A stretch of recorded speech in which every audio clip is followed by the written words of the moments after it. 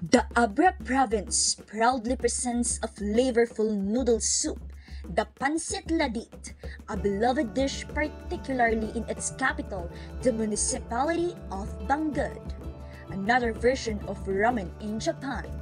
Ito yung isa sa pinaka-paborito ng Abreño. Hindi kompleto yung handaan if wala yung Pancit Ladit or Mickey Bagnet ng Abra. The word ladit is masa. Minamasa siya. Mamasahin mo lang siya, flour, egg, and water lang yung ingredients niya. Wala nang iba. Ang nagpapasarap sa Pancit Ladit natin or Mickey Bagnet is yung bagnet niya, yung pork na toppings with egg and onion leeks. Discover also the Abra exotic food, the abuost, an ant's eggs that they stir-fry in tomatoes and garlic. They harvested from ant nests on the trees. This po is ant eggs po.